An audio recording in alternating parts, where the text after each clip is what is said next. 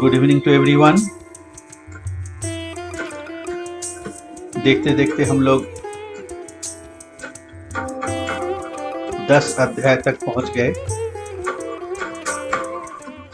इसके बाद एक कंक्लूजन चैप्टर होगा, उसी में हमारा ये कोर्स का जो प्रोग्राम है वो समाप्त होगा अगले सप्ताह में। ऐसे आज का जो चैप्टर है ये अंतिम चैप्टर है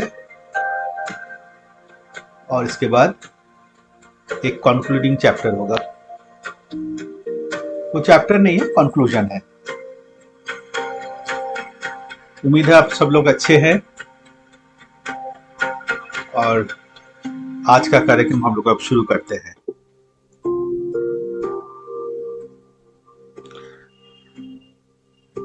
पहले हम लोग मेंटल एक्सरसाइज कर लेंगे, उसके बाद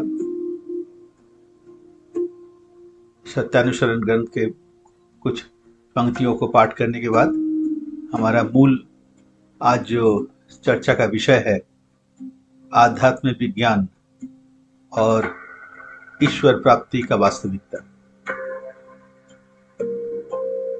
So let us focus at the center of our eyebrows on the pineal gland,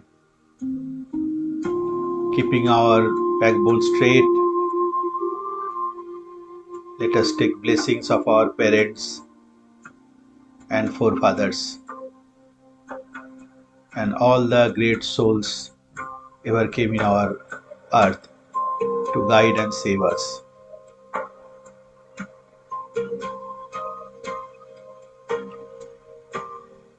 धीरे धीरे मन को हम एकीकेंद्रित करेंगे।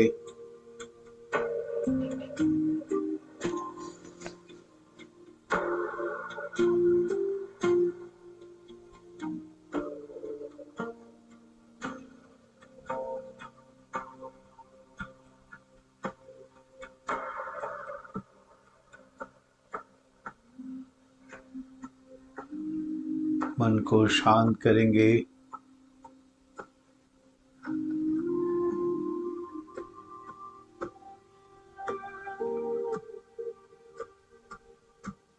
धीरे धीरे अपना संपर्क पूरे विश्व दुनिया से है उसे अनुभव करने का प्रयास करेंगे।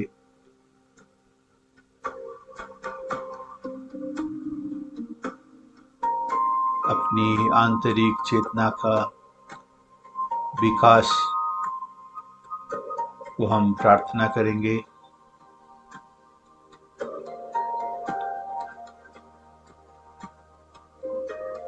इस मानसिक बैठक के साथ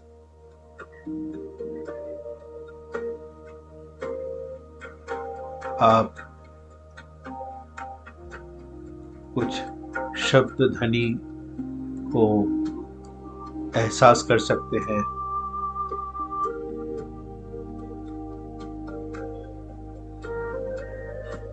कोशिश कीजिए वो जो शब्द ध्वनि जो मेरे दाहिनी तरफ से आ रही है उसे अनुसरण करने का प्रयास करेंगे, जो मुझे दिव्य लोक की तरफ आकर्षित करता है।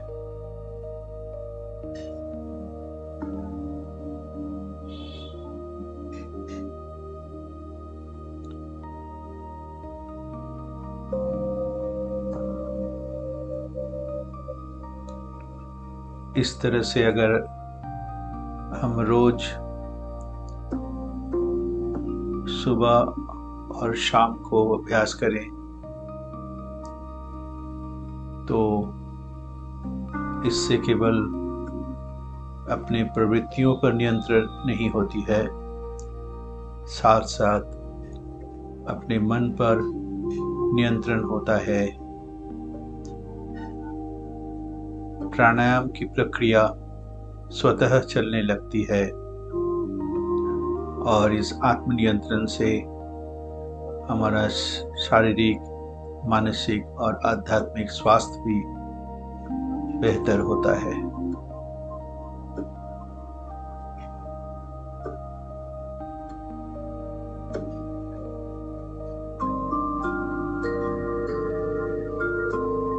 और भी धीरे धीरे अपना ध्यान को हम केंद्रित करेंगे अपने सूक्ष्म अनुभूतियों को हम ज़्यादा से ज़्यादा ग्रहण करेंगे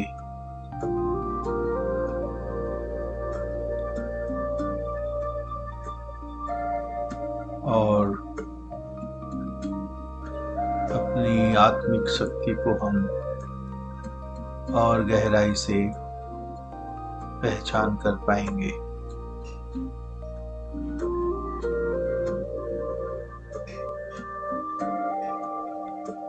एक अपूर्व शांति का एहसास हम अंदर से कर सकते हैं।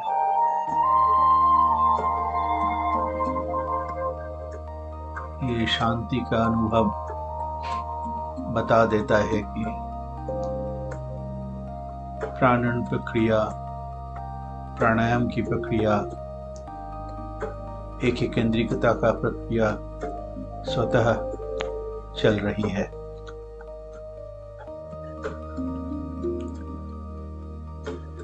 अब धीरे धीरे हम अपने जगह वापस आते हैं।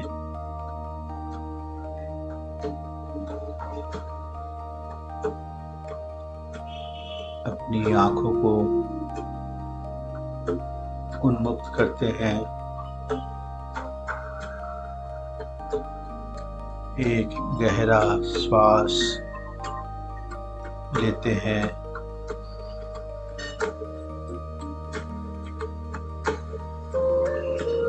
धीरे धीरे उसे हम रिलीज करते हैं।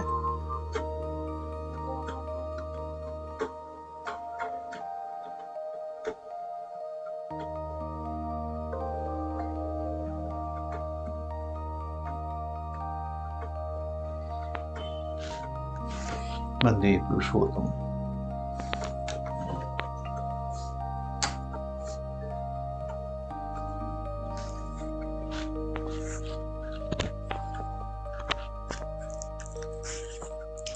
आज इस सत्यानुसरण से कुछ पंक्तियों को पाठ करेंगे। बहुत इंटरेस्टिंग है, थोड़ा सा लंबा है बट एक बहुत इंटरेस्टिंग है। पाठ करते हैं सत्यानुसरण से, जो श्री ठाकुर अनुकूलचंद्र जी द्वारा 22 वर्ष की उम्र में अपने एक शिष्य के लिए लिख दिए थे एक रात में, जिसे बाद में इसे स्वीकृति मिली है एक विश्व के सारे धर्म ग्रंथों का सार के रूप में। उस सत्यानुसरण से हम कुछ पंक्तियां पाठ कर रहे हैं। जो वृद्धि प्राप्त होकर सब कुछ होकर वही है ब्रह्म। जो वृद्धि प्राप्त होकर सब कुछ होकर वही है ब्रह्म।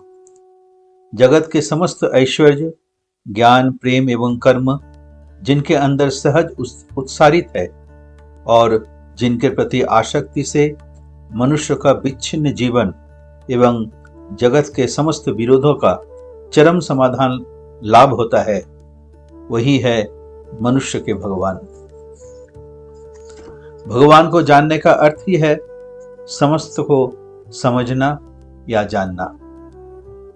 किसी मूर्त आदर्श में जिसकी कर्म में अटूट आसक्ति ने समय या सीमा को अतिक्रम कर उन्हें सहज भाव से भगवान बना दिया है, जिनके काव्य, दर्शन एवं विज्ञान मन के भले बुरे विच्छिन्न संस्कारों को भेद कर उस आदर्श में ही सार्थक हो उठे हैं, वही है सद्गुरु। जिनका मन सत या एकाशक्ति से पूर्ण है, वही है सत या सती। आदर्श में मन को सम्यक प्रकार से नष्ट करने का नाम ही है संन्यास। किसी भी विषय में मन के सम्यक भाव से लगे रहने का नाम है समाधि। नाम मनुष्य को तीक्ष्ण बनाता है और ध्यान मनुष्य को स्थिर और ग्रहणक्षम बनाता है। ध्यान का अर्थ ही है किसी एक की चिंता में लगे रहना, और उसे ही हम बोध कर सकते हैं जो कि हमारे लगे रहने में विक्षेप नहीं लाता, जो हमारे लगे रहने में विक्षेप ले आता है किंतु भंग नहीं कर सकता। विरक्ति होने का अर्थ ही है विक्षिप्त होना। तीक्ष्ण बनो किंतु स्थिर रहो, समस्त अनुभव कर पाओगे। किसी में भी युक्त होने या एकमुखी आसक्ति का नाम है योग। किसी के भी द्वारा प्रतिहत होने पर जो अपने को प्रतिष्ठित करना चाहता है वही है अहं या सेल्फ। अहं को शब्द करने का अर्थ ही है दूसरे को नहीं जानना। वस्तु विषयक संबंध दर्शन द्वारा तन मनन से मन की निवृत्ति जिन्हें हुई है वही है ऋषि। मन के सभी प्रकार की ग्रंथियों का यानी संस्कारों का समाधान या मोचन होकर एक में सार्थक होना ही है मुक्ति। जो भाव एवं कर्म मनुष्य को कारणमुखी बना देता है वही है आध्यात्मिकता। जो तुलना अंतर्निहित कारण को प्रस्फुटित कर देती है वही है प्रकृत विचार। किसी वस्तु को लक्ष्य करके उसका स्वरूप निर्देशक विश्लेषण ही है युक्ति। कोई काम करके विचार द्वारा उसके भले बुरे को अनुभव कर जिस ताप के कारण बुराई से विरति आती है वही है अनुताप। जहां गमन करने से मन की ग्रंथि का मोचन या समाधान होता है वही है तीर्थ। बहुत इंपॉर्टेंट है। जहां गमन करने से मन की ग्रंथि का मोचन होता है या समाधान होता है वही है तीर्थ। जो करने से अस्तित्व की रक्षा होती है वही है पुण्य। जो करने से रक्षा से पतित होता है वही है पाप। जिसका अस्तित्व है एवं जिसका विकास है वही है सत्य। जो धारणा करने से मन का निजत्व अक्षुण्ण रहता है वही है ससीम, और जो धारणा करने से मन निजत्व खो बैठता है वही है अनंत या असीम। शांति शांति शांति। इसको हम अब व्याख्या करने नहीं जाएंगे आज, क्योंकि ये खुद अपने आप में ही सारा चीज कह दिया है। इसके बाद आज का हमारा जो आलोच्य विषय है उसमें हम प्रवेश करेंगे।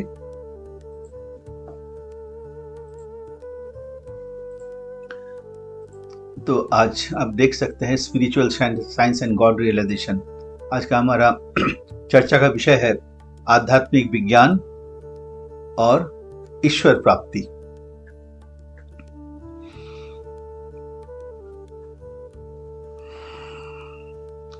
आध्यात्मिक विज्ञान हम क्यों कह रहे हैं? आमतौर पर जब हम विज्ञान की बात करते हैं तो आध्यात्मिकता के साथ विज्ञान का संबंध है ऐसा बहुत लोग नहीं मानते हैं। आध्यात्मिकता विश्वास का जगह है, विज्ञान तर्क का जगह है। तार्किक और प्रमाण से विज्ञान प्रतिष्ठित होती है। आध्यात्मिकता में है आस्था, लेकिन वास्तविकता में ऐसा है नहीं। जो विज्ञान है वही आध्यात्मिकता है। क्यों और कैसे वो आज हम लोग जान पाएंगे। और दूसरी बात, ईश्वर प्राप्ति। आप अगर जो साइंटिस्ट को पूछेंगे या साइंस को पूछेंगे या फिजिक्स में जाके पूछेंगे या मैथमेटिक्स में अगर आप खोजेंगे कि क्या फिजिक्स मैथमेटिक्स ईश्वर का अस्तित्व को स्वीकार करता है, एक लाइन में जवाब आएगा नो, नहीं करता है। तो इसका मतलब ईश्वर है नहीं, या हम जो ईश्वर के बारे में सोचते हैं वो गलत सोचते हैं। नहीं, ऐसा नहीं है। ईश्वर का डेफिनेशन अब तक साइंस के पास तरीके से नहीं था। साइंस जिसको डिफाइन करता है और साइंस जिस अस्तित्व को डिफाइन करता है और ईश्वर का अस्तित्व का जो डेफिनेशन है, दोनों मैच नहीं कर रहा है, इसीलिए साइंस इसको स्वीकार नहीं करता है। लेकिन वो जो फर्क जो है वो पिछले भी हम लोग कई बार चर्चा किए हैं, अब वो स्थिति रहा नहीं। साइंस जिस दिशा में जा रहा है, ईश्वर की जो अवस्था है वो उसी दिशा में ही है, वही एक्चुअली ईश्वरत्व है। ये भी हम लोग चर्चा के क्रम में फिर से दोबारा हम लोग रिवाइज करेंगे। तो आध्यात्मिकता, विज्ञान, ईश्वर अस्तित्व, ये सारा वास्तविकता पे के धरातल पर खड़ा है और इसको सही तरीके से जान के अभ्यास अगर हम कर पाए तो प्रकृत ज्ञान, प्रकृत स्थिति, प्रकृत विकास हमारा हो सकता है, हमारे परिवार का हो सकता है, आने वाले जनरेशन का हो सकता है और इसी तरह से समाज, राष्ट्र और मानवता के भी हो सकता है। तो आज की चर्चा में इसको हम लोग देखने का कोशिश करेंगे, देखेंगे, समझेंगे। जब भी हम लोग इस विषय पे आते हैं तो पहला ही एक सवाल आता है कि जीवन का उद्देश्य क्या है, हम कौन हैं और हमारा जीवन का उद्देश्य क्या है। इसलिए हमने पहला पॉइंट ही रखा है, what is the purpose of life, what is the goal of our life. ये goal of life, purpose of life, उद्देश्य, जीवन का उद्देश्य, इसके बारे में हमारा विज्ञान भी कहता है। अगर जीव विज्ञान में आप जाएंगे, वो बोलता है हमारा अस्तित्व की रक्षा करना, परिस्थिति को के साथ अपने आप को एडजस्ट करना, अपने को रिप्रोड्यूस करना और इस तरह से क्रमिक विकास की ओर बढ़ते जाना, यह है जीवन का उद्देश्य। क्या कह रहा है? अस्तित्व को कायम रखना, परिस्थिति को में बदलते हुए परिस्थिति के साथ एडजस्ट करना, अपने को रिप्रोड्यूस करना और क्रमिक विकास की ओर बढ़ते जाना। जीव विज्ञान इसको कहता है। और मनोविज्ञान कहता है जीवन से प्रेम करो, जीवन के अस्तित्व को समझो और अपने परिवेश को, परिस्थिति को जीवन के अनुकूल बनाओ। मनोविज्ञान भी वही, लगभग वही कह रहा है। दर्शन में क्या कहा जाता है कि हमारा जीवन का उद्देश्य है ज्ञान की प्राप्ति। हमारा ग्रीक फिलोसोफर एरिस्टोटल ने भी यही कहा था कि यूडियाइमोनिया, इसका मतलब है ज्ञान को प्राप्त करो और यही है जीवन का उद्देश्य। ज्ञान प्राप्ति ही है जीवन का उद्देश्य। ये भी गलत नहीं है अगर देखा जाए। ज्ञान होने से क्या होगा, हम अपने आप को जान पाएंगे, कैसे हम रह पाएंगे, कैसे हम एग्जिस्टेंस को कायम रखेंगे, वो हम जान पाएंगे। ये भी अपने आप में ये भी सही है। और भी पश्चिमी दार्शनिक लोग, जैसे जो अस्तित्ववादी लोग हैं, उन लोग कहते हैं कि परिस्थिति के अनुसार हम चूज करते हैं कि क्या हमें ग्रहण करना चाहिए, जीवन का अनुकूल में क्या है, और उसी हिसाब से हम अभ्यास करते हैं, अपना स्ट्रैटेजी बनाते हैं। परिस्थिति जैसा होता है उसी हिसाब से हम जो फेवरेबल है उसको हम चयन करते हैं और उसके अनुसार हम आगे बढ़ते, अपना स्ट्रैटेजी बनाते हैं चयन करने का, उसी हिसाब से हम आगे बढ़ते हैं। और मूल रूप से हमारा जो आध्यात्मिक जगत में क्या कहते हैं, जैसे हमारा भारतीय आध्यात्मिकता, हमारा जो आर्य भारतीय, सनातनी आर्य भारतीय कृष्टि जो है, वो कहता है कि धर्म, अर्थ, काम, मोक्ष, यही है जीवन का उद्देश्य। उसी तरह से बुद्धिज्म में भी मोटा मोटी वही ज्ञान और करुणा, ज्ञान प्राप्त करना, लोगों को करुणा दिखाना, लोगों को अपना समझना। करुणा मतलब उसको उसके साथ एकात्मता का बोध। मोटी क्रिश्चियनिटी में वही हुआ था, ईश्वर प्रेम करो, परिवेश के जो पड़ोसी है उनको सेवा करो। इस्लाम में भी लगभग वही कह रहा है कि ईश्वर की उपासना करो, अल्लाह की उपासना करो, धार्मिक जीवन व्यतीत करो और मानवता की सेवा करो। ये सारे बातें हैं, ये जो अनुभवी व्यक्तित्व हैं हमारे आर्य ऋषि लोग ने, या गौतम बुद्ध ने, या जीसस क्राइस्ट ने, या हजरत मोहम्मद ने, इन लोगों ने कहा था। लेकिन के अनुयायी को अगर देखेंगे तो शायद इससे वो काफी दूर चले गए हैं। इसलिए हम लोग का रूट से मतलब है, अगर हम सही चीज को देखना चाहेंगे तो हमको रूट में जाना पड़ेगा। हम शुरू से ही कहते आ रहे हैं, इस विषय को अगर हम लोग समझ पाएंगे तो ये जो आपसी जो तनाव है, सांप्रदायिकता का प्रश्न है, भेदभाव की प्रश्न है, एक दूसरे से संघर्ष की जो परिस्थिति है, ये सब खत्म हो जाएगा। और जो इस तरह की स्थिति को पैदा करना चाह रहे हैं अपने निहित स्वार्थ से, वो भी धीरे धीरे कमजोर पड़ जाएंगे और समाप्त हो जाएंगे। क्योंकि आम लोग चाहते हैं कि हम बचे रहे, शांतिपूर्वक बचे रहे, बने रहे, हमारा जो वंश है वो स्थिर भाव से आगे बढ़ते रहे और उससे वातावरण हमारा अनुकूल। ये अधिकांश व्यक्ति यही चाहता है। कुछ लोग हैं जो इस तरह की अपनी स्वार्थ को कायम करने के लिए इसमें जो भेद है उसको बार बार लोगों के बीच में लाने का कोशिश करता है। तो ऐसी किसी भी स्थिति को हम विरोध कर सकते हैं सच्चाई को सामने में लाके।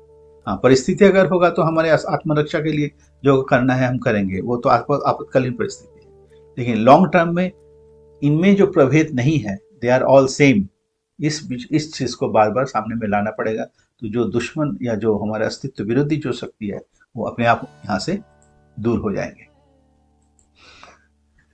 तो ये जो ओवरऑल पर्पस ऑफ लाइफ हमने देखा, जो जीव विज्ञान कह रहा है, मनोविज्ञान कह रहा है, दर्शन कह रहा है, आध्यात्मिकता कह रहा है, इसमें इसका अगर कंक्लूजन हम लाएंगे, कंक्लूजन में क्या आ जा रहा है?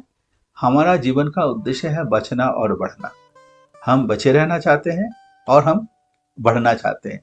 वो शारीरिक रूप से, मतलब हम अपने इस जीवन से दूसरे जीवन को हम पैदा करना चाहते हैं, रिप्रोडक्शन कह सकते हैं आप। मानसिक रूप से हमारा मानसिक स्थिति को, अपने ज्ञान को और वृद्धि करना चाहते हैं मानसिक रूप से। और आध्यात्मिक रूप से मतलब हमारा जो लॉ ऑफ एग्जिस्टेंस को हम और ज्यादा आत्मसात करना चाहते हैं। कारण को हम जान के उसके जो मैकेनिज्म है उसमें हम अपना आधिपत्य बनाना चाहते हैं। ये जीवन का उद्देश्य है और इसी उद्देश्य को कहा जाता है ईश्वर प्राप्ति। तो ये विज्ञान से कहाँ अलग है? कैसे हम बचेंगे और कैसे हम मेरे शारीरिक, मानसिक और आध्यात्मिक विकास को हम कायम रखेंगे, इस चीज को हम पूर्ण से हम जब जैसे जैसे जान पाते हैं, उसी को कहा जाता है ईश्वर प्राप्ति, उसी को कहता है ईश्वर अनुभूति। ईश्वर अनुभूति और कुछ नहीं है। श्री कृष्ण अगर ईश्वर का अवतार है, श्री रामचंद्र अगर ईश्वर का अवतार है, गौतम बुद्ध अगर ईश्वर का अवतार है, उन्होंने क्या किया है? उन्होंने इसी काम को किया ताकि हम सभी मिलके जिस पद्धति से हम बच सके, बढ़ सके, उसी पद्धति को अपनाना। इसीलिए ईश्वर प्राप्ति का जो पथ है, रास्ता है, वो क्या है? जो ईश्वर प्रेरित व्यक्तित्व हैं, जो जिसको हम लोग अवतार कह सकते हैं, उनके प्रति अनुरक्ति। ईश्वर प्राप्ति का मतलब क्या हुआ? हमारे अंदर में ऐसा व्यक्तित्व को डेवलप करना, ऐसे व्यक्तित्व को विकास करना जिससे हम अपने परिवेश के साथ अपने को बनाए रख सके और क्रमिक विकास की ओर हम आगे बढ़ सके। जिसको हम कहते हैं धारण करना, उसे रक्षा करना, पालन करना और संवेग, उसको लेके आगे बढ़ते जाना। ये ऐसा व्यक्तित्व अर्जित करना ही को कहा जाता है ईश्वर प्राप्ति। और इसके लिए क्या चाहिए? इसके लिए एक मूर्त व्यक्तित्व चाहिए जिसके प्रति अनुराग से हम ऐसे व्यक्तित्व को अर्जित कर सकते हैं। क्योंकि अगर ये गुण को अगर अपनाना है तो ऐसा कुछ गुणी व्यक्ति को हमको पास जाना पड़ेगा जिनके अंदर ये सारा व्यक्तित्व ऑलरेडी इसके पास है, जिन्होंने इस व्यक्तित्व को अर्जित किया है, जन्म से हो या कर्म से हो। ऐसा व्यक्ति को ऐसा पर्सनालिटी को जिन्होंने डेवलप किया है, तो इसी को कहा जाता है आचार्य, जिन्होंने आचरण करके हमें दिखाता है कि कैसे ये धारण पर संविक्षुद्ध व्यक्तित्व को अर्जित किया जाता है। तो ऐसे आचार्य अगर मिलते हैं तो हमारा जो टेंडेंसी ऑफ अटैचमेंट है, देखिए हर एक व्यक्ति के अंदर एक टेंडेंसी ऑफ अटैचमेंट है, वही हमारा जीवन शक्ति है। हम कुछ प्राप्त करना चाहते हैं, कुछ वही हमारा मोटिवेटिंग फोर्स है। वो मेटीरियल हो सकता है, स्पिरिचुअल हो सकता है, नाम यश भी हो सकता है, शक्ति प्राप्त करना हो सकता है, अर्थ उपार्जन करना हो सकता है, बहुत सारा वर्ल्ड में इच्छा है। लेकिन अल्टीमेट इच्छा क्या है? जो इच्छा सारे इच्छाओं का समाहार है, जो इच्छा होने से कोई भी इच्छा अपूर्ण नहीं रहता है। वो इच्छा है कंप्लीट पर्सनालिटी डेवलपमेंट, जिसको हम लोग बार बार करें धारण पालन संरक्षित व्यक्ति, ईश्वर तत्व अर्जन करें। ईश्वर तत्व अगर हमारे अंदर आ जाएगा तो हमारे लिए कुछ भी चीज अप्राप्त नहीं रहेगा। इसलिए ईश्वर व्यक्तित्व संपन्न जो है उनके प्रति ये अटैचमेंट, जो पाने की जो इच्छा है, वैसे व्यक्तित्व का हम पाने इच्छा को हम उस व्यक्तित्व में हम लगा देंगे तो वो व्यक्तित्व धीरे धीरे धीरे धीरे मेरे अंदर में आने लगेगा। जैसे लोहा को चुंबक के पास अगर लाया जाता है, मैग्नेट के पास लाया जाता है, धीरे धीरे लोहा के अंदर उसके अंदरूनी सिस्टम जो है, जो डोमेन्स है, वो एडजस्टेड होने लगता है, वो अरेंज होने लगता है। पहले तो डिसअरेंज रहता है, इसलिए वो लोहा उसका कोई एक्शन दिखता नहीं है। जैसे चुंबक के पास धीरे धीरे उसका जो छोटे छोटे अंश है वो अरेंज होने लगता है, तो उसके अंदर में मैग्नेटिज्म धीरे धीरे डेवलप कर जाता है, तब वो दूसरे को अट्रैक्ट कर सकता है, उसके अंदर पावर डेवलप कर जाता है। उसी तरह से इंटीग्रेटेड पर्सनैलिटी, झालन पढ़ने से व्यक्तित्व संपन्न व्यक्ति के पास हम जब जाते हैं, उनके प्रति हमारा जो इच्छा, हमारी जो पाने की इच्छा है, अनुराग जो है, ये अनुराग सभी व्यक्ति में है। अनुराग अगर उनके प्रति अगर लगाया जाए तो धीरे धीरे हमारे अंदर में वो चेंजेस आने लगता है। उसी को कहा जाता है हमारे आत्मनियंत्रण।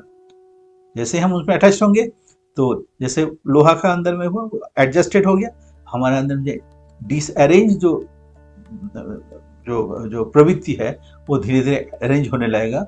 उससे हम जैसे जैसे नियंत्रित होंगे तो हमारा जो व्यक्तित्व है वैसे वैसे डेवलप करेगा। इसलिए इष्ट अनुराग, आदर्श अनुराग is a prime factor of true progress. तो जैसे हम नियंत्रित होंगे हमारे अंदर में एक इंटीग्रेशन आएगा और हम परिवेश के साथ हमारा जो संबंध है वो धीरे धीरे धीरे धीरे एकात्मबोध होने लगे। और ये भावना हमारे अंदर में जैसे डेवलप करेगा, हम जिस अभी कहा गया ना, जो सम्यक उपलब्धि, परिवेश के साथ हमारे जो आंतरिक रिश्ता है, जैसे अपने बच्चे के साथ हमारा आंतरिक रिश्ता को हम महसूस कर सकते हैं, तो ऐसा व्यक्तित्व अगर करेगा तो हम परिवेश के साथ हमारा जो आत्मीयता का संबंध है उसको भी हम रियलाइज कर पाएंगे, क्योंकि परिवेश हमको पोषण दे रहा है, परिवेश के कारण हम जीवित है, परिवेश हमको सेवा दे रहा है, इसलिए हम जीवित है। तो मुझे भी तो परिवेश को बचा के रखना होगा। ये हम जब भूल जाते हैं तब हम धीरे धीरे पाप की ओर बढ़ने लगते हैं, हमारा पतन होने लगता है। तो जिससे हमको सेवा मिल रहा है, जो हमारा हमको बचाए रखने में मदद कर रहा है, अगर उसको हम बचाए नहीं रखें तो हम खुद जीवन विरोधी काम हम करने लगते हैं।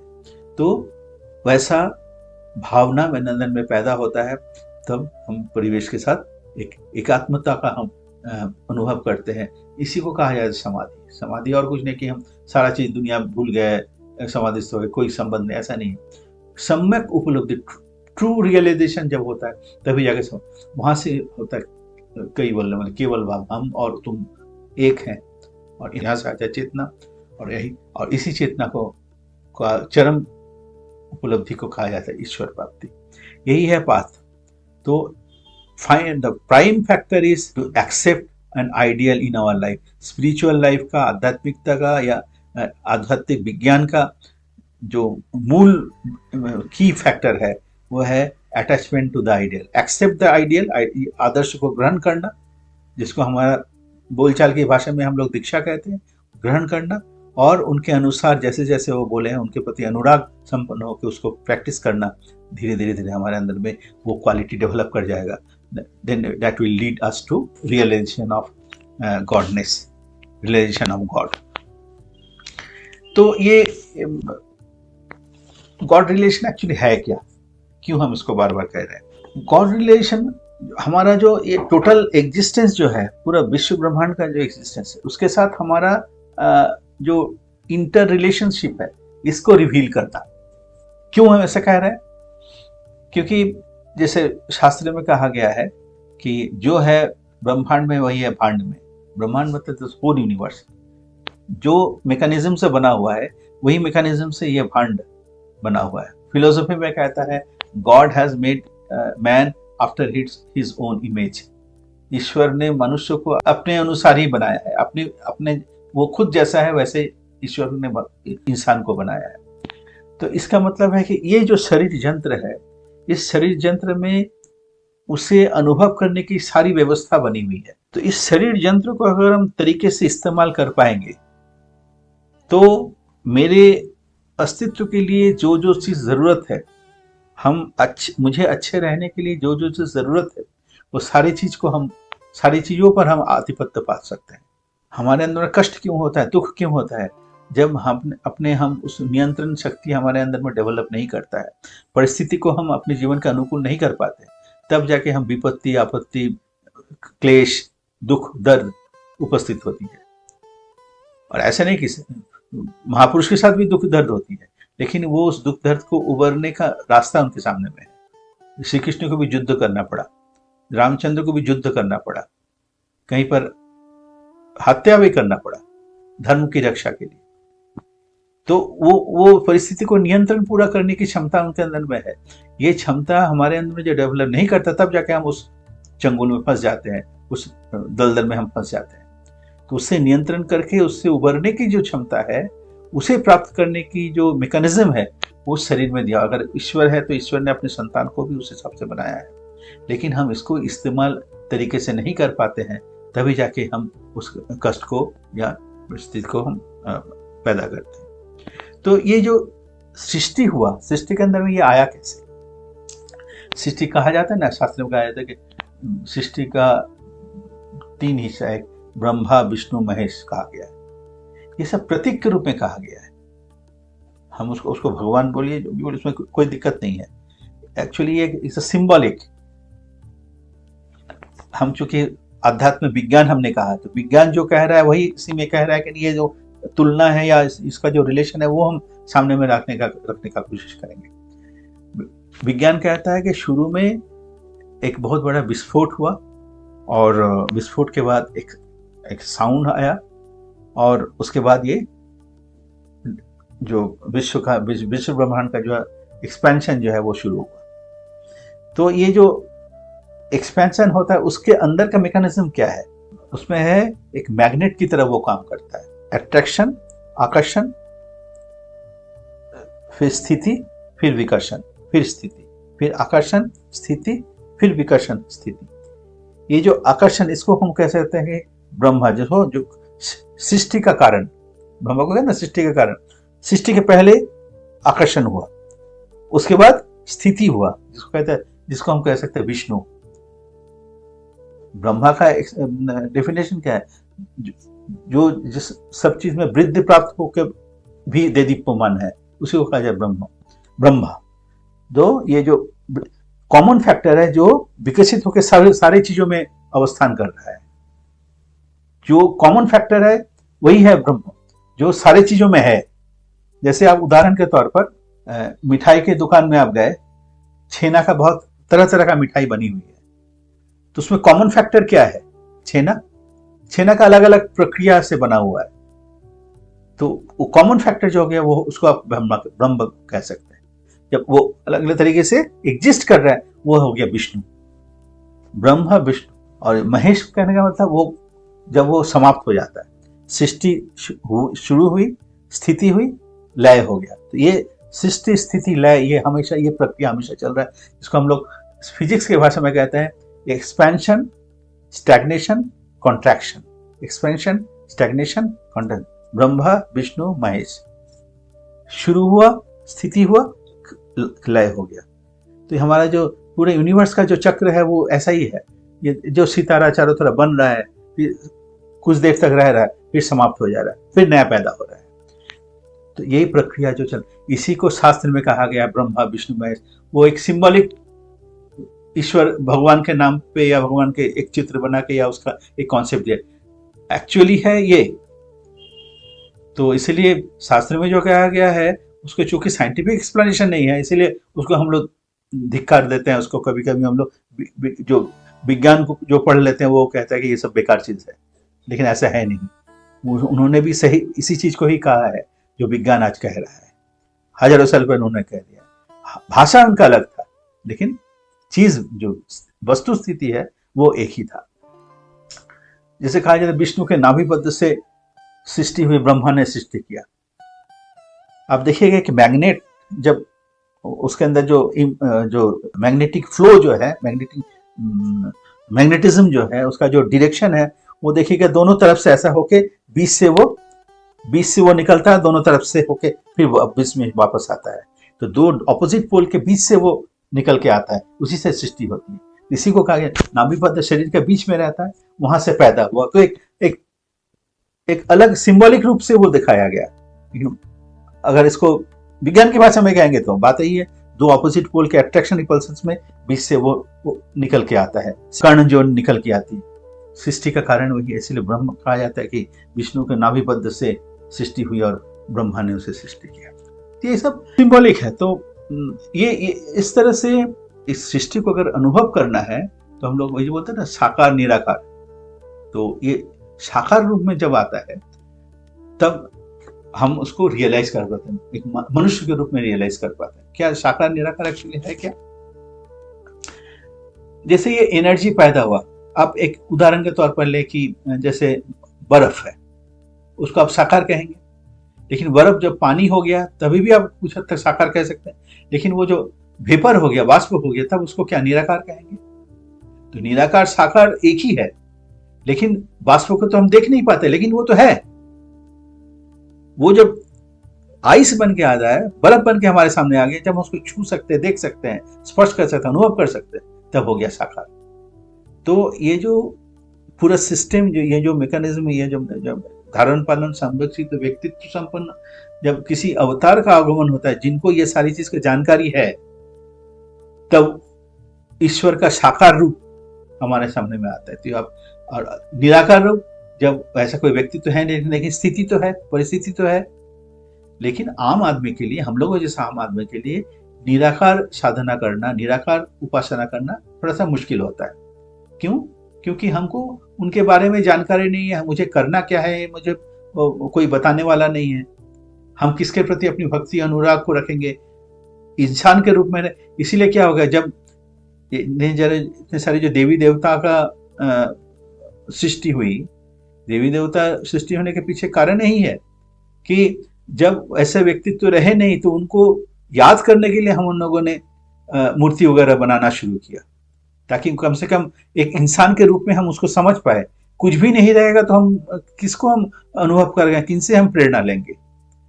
तो जैसे हमारे माता पिता दुनिया छोड़ के चले जाते तो उनको फोटो हम घर में लगा के रखते हैं। इसका मतलब ये नहीं कि माता पिता है, लेकिन उनको देख के हम याद कर लेते हैं, कम से कम एक प्रेरणा तो मिलती है। इसी तरह से विभिन्न देवी देवताओं की सृष्टि हुई।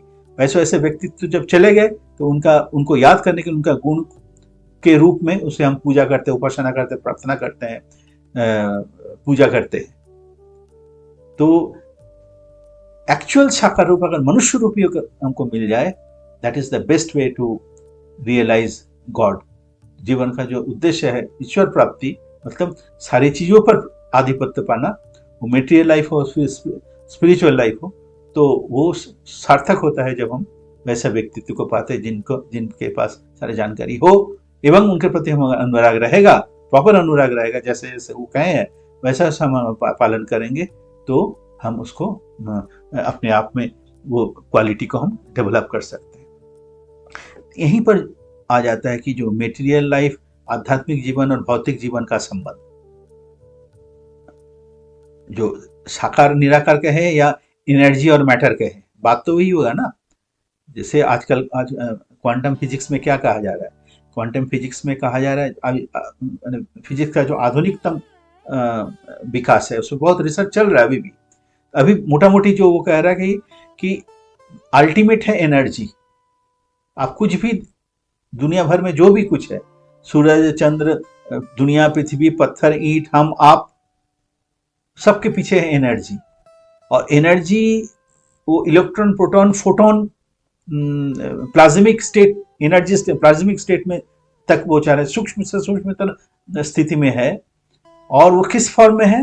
वो वाइब्रेशन के फॉर्म में है। वाइब्रेशन मतलब ही साउंड, शब्द। हमारा देखिएगा पूजा पार्वण में हम लोग का जो विभिन्न शब्द का व्यवहार किया जाता है, शंख ध्वनि वो एक शब्द है, घंटे की ध्वनि, घंटा बजाया जाता है मंदिर में, या जिसको हम लोग बांग्ला में कासर बोलते हैं, जो गोल वाला जो होता है उसको कासर बोलते हैं, और घंटी को बजाया जाता है घंटी। एक एक जो है अलग अलग साउंड जो पैदा हो रहा है, ये साउंड ऐसा ऐसा इन लोगों ने नहीं बनाया। जब आप कोई भी व्यक्ति तो जब साधन मार्ग में जाता है, साधना करता है, ये सारे शब्दों का अनुभूति उसे उसे अनुभव होती है, layer by layer, step by step, सूक्ष्म से लेके स्थूल से लेके सूक्ष्म तक। इसी को कहा जाता है सूक्ष्म से लेके स्थूल।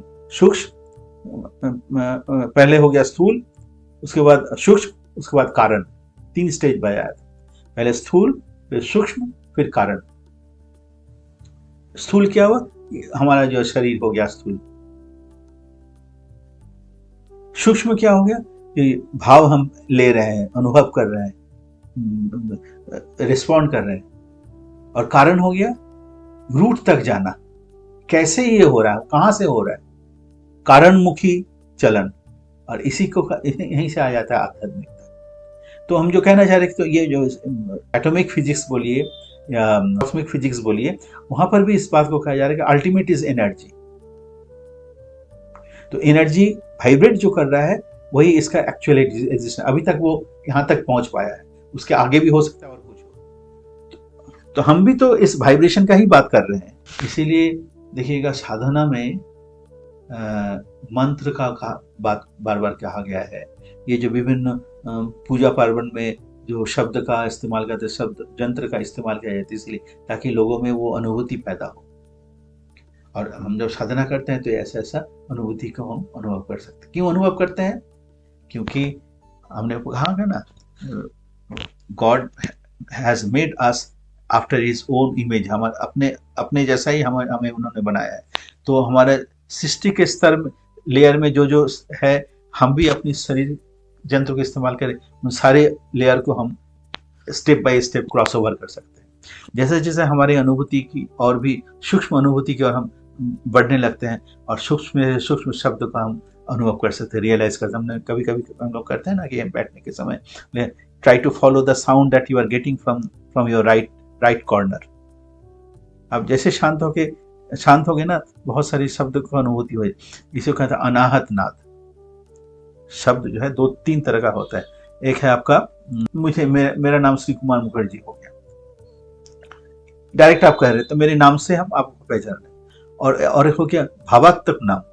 जैसे हमने कहा कि दुर्गा, पार्वती, शिव, ब्रह्मा, विष्णु, महेश, एक भाव अंदर में पैदा कर रहा है, यह जो भावात्मक नाम। और तीसरा जो है वो है अनाहत नाद। वो कोई बोल नहीं रहा है, but I can feel the sound.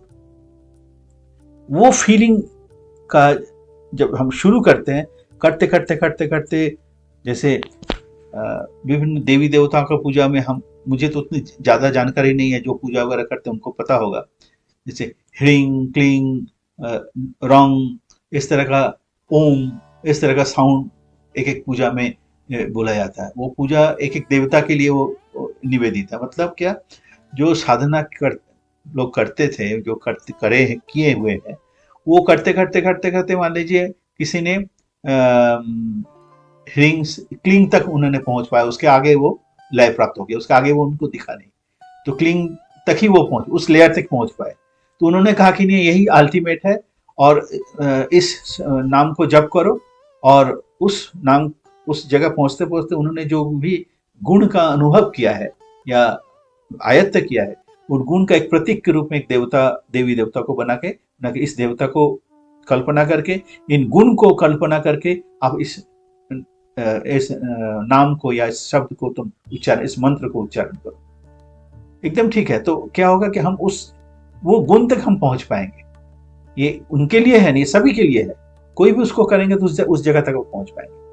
आपके अंदर में अगर और भी योग्यता है तो हो सकता है उससे और ऊपर वाले सूक्ष्म लेयर तक पहुंच पाए। ऐसे करते करते करते कोई ओम तक भी पहुंच जाते हैं।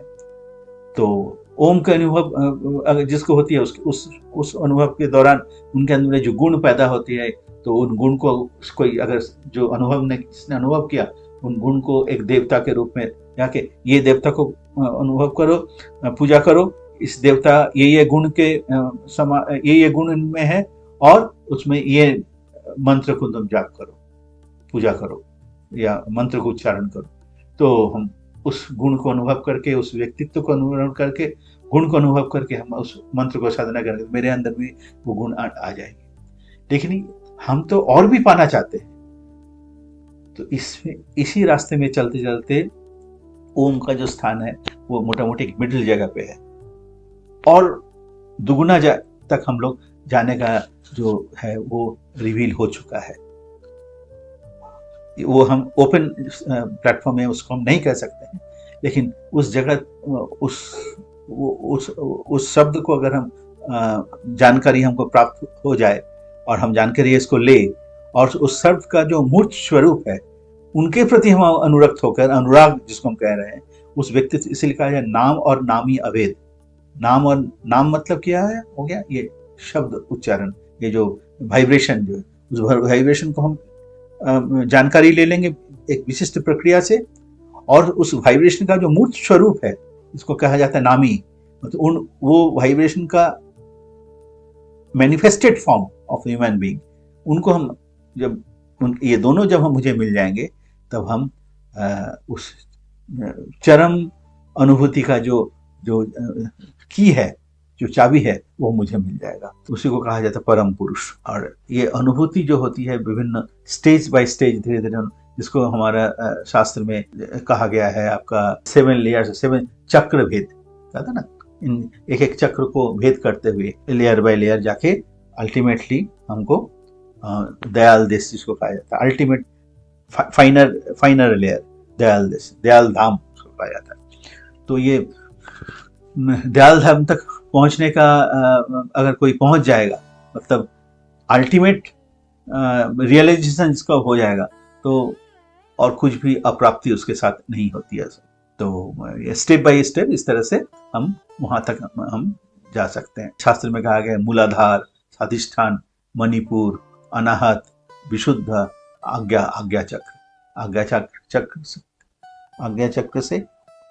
और बायोलॉजिकली एक्चुअली ये केवल शास्त्र में नहीं है, बायोलॉजिकली भी ये जो स्थान है, जैसे मूलाधार हो गया तो गुज्ज देश एकदम नीचे की ओर, जहाँ हमारे रीढ़ की हड्डी जहाँ एकदम फिनिश होती है, स्वाधिष्ठान वहां से थोड़ा लिंग का स्थान जहाँ होता है स्वाधिष्ठान। मणिपुर हो गया नाभि स्थान, जो है ये जो एक एक जगह ने बंडल ऑफ नर्व का एक एक सेंटर है, वो वहां से विभिन्न नर्व का वो संयोग स्थल है।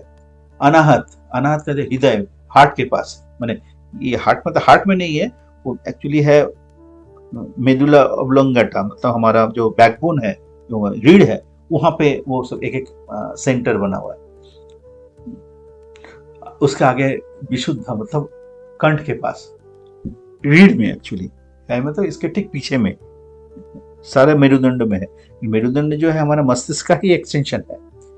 और उसके बाद आज्ञा चक्र, ठीक जब ये सेंटर ऑफ आवर फोरहेड, इसका ठीक अंदर में है, उसको हम पिनियल ग्लैंड कहते हैं। उससे भी थोड़ा ऊपर में जाके दयाल धाम, तो वहाँ पे साधना करते करते उस जगह पे पहुंच जाता है। अगर हमारा लक्ष्य 10th फ्लोर तक रहेगा तभी हम 10th फ्लोर जा पाएंगे। अगर हमारा लक्ष्य 5th फ्लोर तक है तो वहीं पर जाके हम समाप्त कर देंगे अपनी जर्नी। लेकिन हमारा लक्ष्य अगर 10th फ्लोर तक है, तो 10th फ्लोर वाले जो व्यक्ति के साथ अगर हम युक्त होते हैं तो हमें 10th फ्लोर तक ले जा सकते हैं। लेकिन 5th फ्लोर वाले व्यक्ति, लेकिन इसका मतलब ये नहीं कि दोनों अलग है। हम 10th तक जाने के लिए 5th होके ही हमको जाना पड़ेगा। अगर हम पहले 5th मिल जाए तो 5th तक हम जाएंगे, फिर आगे हम सोचेंगे कैसे हमको 10th तक हम जा सके। तो ये जर्नी इज इनफाइनाइट। तो अगर डायरेक्ट हमको 10th मिल जाए तो फिर तो कोई दिक्कत नहीं, वो हमको 1 2 3 4 5 से होते हुए 10th तक हमको ले जाएंगे। तो वैसा व्यक्ति के प्रति हमारा अगर अनुराग होगा, और वो वाइब्रेशन जिसको कहा जा रहा है, जो उस अनाहत नाद को अगर हमको मिल जाए, जिस प्रक्रिया से मिला जाता है, पाया जाता है, उस प्रक्रिया से हमको ग्रहण कर पाए, तो हम जाके उस जगह पर हम पहुंच सकते हैं। और तब हमारे अंदर में एक्चुअल कारणमुखी सत्ता है वो डेवलप करे, जिसको हम लोग कहते हैं स्पिरिचुअलिटी। हम लोग कहते हैं ना आत्मा एक्चुअली है क्या? The continuous flow of that energy that passes through different manifestation. मतलब जैसे आज हम जिस जगह पे है, हमारा जर्नी यहाँ से तो नहीं, जो बहुत पहले से चलता आ रहा है। तो जो लाइफ फोर्स इस क्रमिक विकास से होते हुए, हमसे होते हुए आगे बढ़ता जा रहा है, या मेरा विकास हो रहा है, दैट इज कॉल्ड आत्मा। और इस प्रक्रिया को जानने की जो तरीका है उसे कहा जाता है आध्यात्मिकता। अच्छा, आत्मा और आध्यात्मिकता इसलिए closely related, continuous flow of energy that progresses through different manifestations, एक से दूसरे में होते हुए वो प्रोग्रेस करता जा रहा है। आज हम इस जगह पे हैं, ये आने वाले दिन में और इसको प्रोग्रेस, अगर हम इसको, इसलिए इंसान, ह्यूमन बीइंग ऐसा है जो उसको बेहतर कर सकता है, उस एनर्जी को और बेटर फॉर्म में दे सकता है। अभी हम क्वांटम फिजिक्स का बात कर रहे थे, क्वांटम फिजिक्स में एनर्जी को अगर हम मैनिपुलेट हम कर पाए तो उसमें फाइनर फॉर्म में उसको हम कन्वर्ट कर सकते हैं। तो शरीर यंत्र में हमारा व्यवस्था है जो हम इसको और फाइनर करते हैं, मतलब हमारा आत्मा को और भी विशुद्ध कर सकते हैं या और भी उन्नत कर सकते हैं। तो ये जब फिर अगला शरीर में जब जाएगा, अगला फॉर्म में जाएगा, तो और बेहतर जाएगा। इसी को कहा जाता है मुक्ति। मुक्ति एक्चुअली है क्या? हमारा जो कॉम्प्लेक्सेस है, जो हमको एडजस्ट होने में डिस्टर्ब करता है, दैट कॉम्प्लेक्स के ऊपर हमारा आधिपत्य हमारा जब हो जाएगा, तब एक्चुअली उसको कहा है। और ये मुक्ति कॉम्प्लेक्स के ऊपर आधिपत्य कब होता है? जब हमारा वो अटैचमेंट, लिबिडो, अनुराग वैसा पूर्ण व्यक्तित्व के साथ होता है। और उन व्यक्तित्व के साथ होने के साथ उनसे जो नाम जो मिलता है, तो ultimate source of creation is vibration. तो अल्टीमेट वाइब्रेशन को हम जब जान पाएंगे, उसको हम अभ्यास कर पाएंगे, तो ऑटोमेटिकली हमारा इंटेलिजेंस बोलिए, विजडम बोलिए, रियलाइजेशन बोलिए, कॉन्शियसनेस बोलिए, वो हमारे अंदर में डेवलप करेगा। और इस तरह से हम हमारा जो लक्ष्य है उस लक्ष्य तक हम पहुंच पाएंगे। और ये जो परम पुरुष होते हैं, उनका क्वालिटी क्या होता है, हमने पहले भी चर्चा किया है, जिसको हम लोग आमतौर पर कहते हैं ऐश्वर्य, वीर्य, यशस्वी, ज्ञान, वैराग्य। ये जो गुण है, ये ऐसे व्यक्तित्व में रहता है। और विशेष रूप से कैसे हम पहचान कर पाएंगे? वो ईश्वर प्रेरित पुरुष है। और ये ईश्वर प्रेरित पुरुष आते कैसे हैं?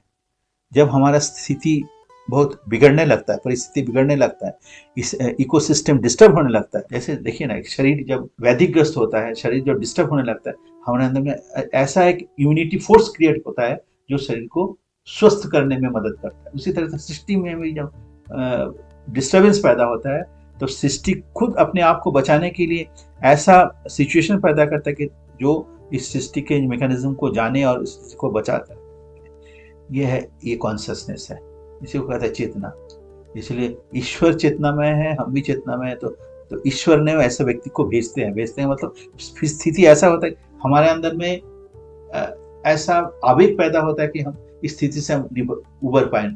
हमने विवाह में भी इस चीज को चर्चा किया था, स्थिति से उबर पाए। वैसा जब प्रॉपर राइट कपल जहाँ रहते हैं, जहाँ पे दोनों का biological, mental and spiritual balance बहुत अच्छा है, और उनके अंदर में ये आवेग पैदा हो रहा है कि इस विकट परिस्थिति से हमको उद्धार मिले, मुक्ति मिले, उस अवस्था में जब वो संतान की कामना करते हैं, तब वैसा व्यक्तित्व संपन्न आत्मा का आगमन होता है।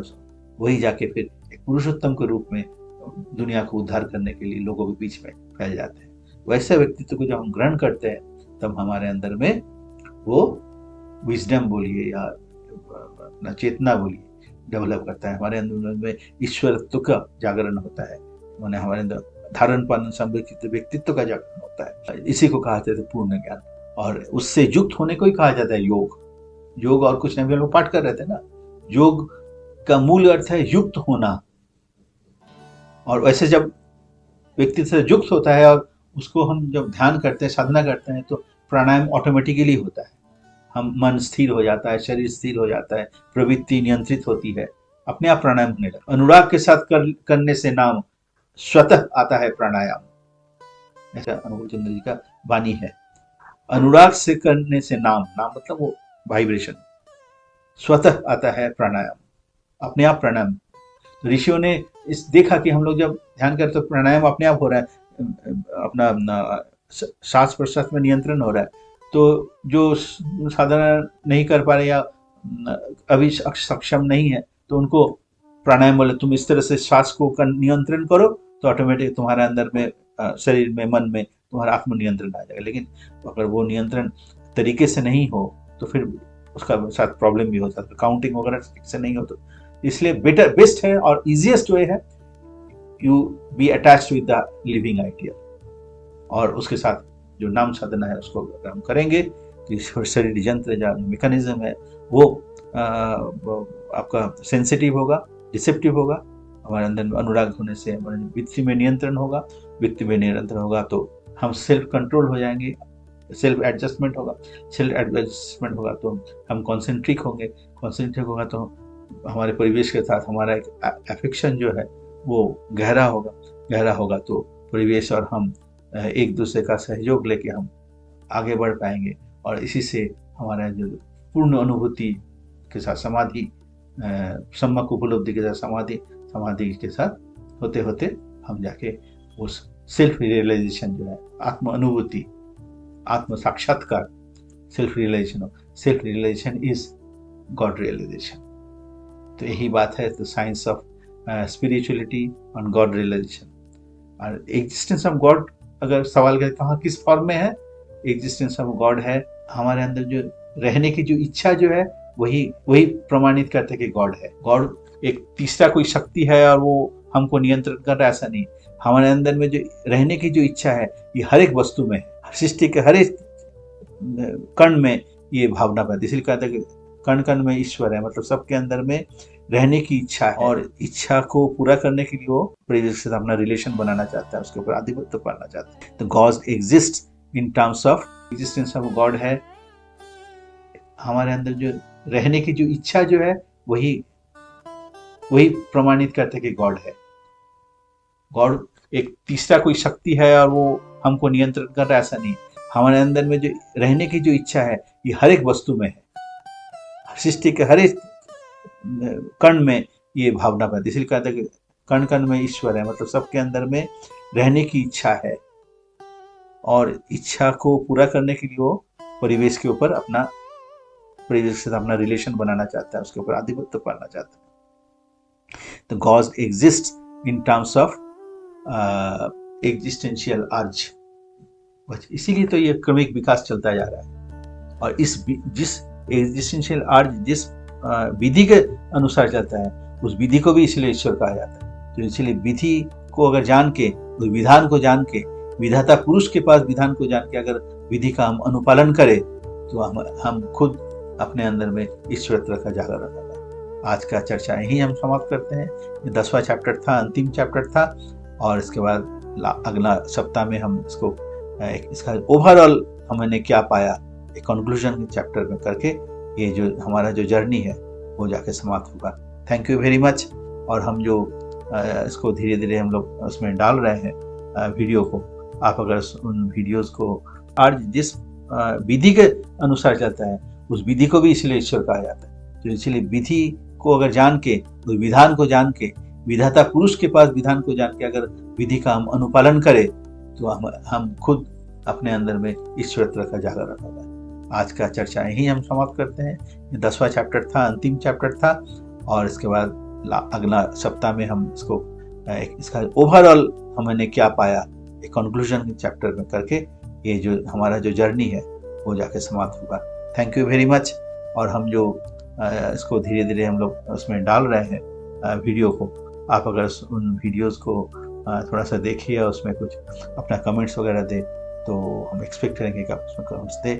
धीरे धीरे हम उसको यूट्यूब में, सोशल मीडिया में ला रहे हैं, तो उसमें आप अपने विचार को डालें तो मुझे भी अच्छा लगेगा, और आपके माध्यम से लोगों तक भी इस चीज़ को, अगर इसमें कुछ सही चीज़ है, अच्छा चीज़ है, लोग तक पहुंच पाएगा, लोगों का भी उपकार होगा। तो आज का एपिसोड हम लोग यहीं समाप्त करते हैं। अगले सप्ताह में फिर मिलेंगे। धन्यवाद। Thank you very much. Good night.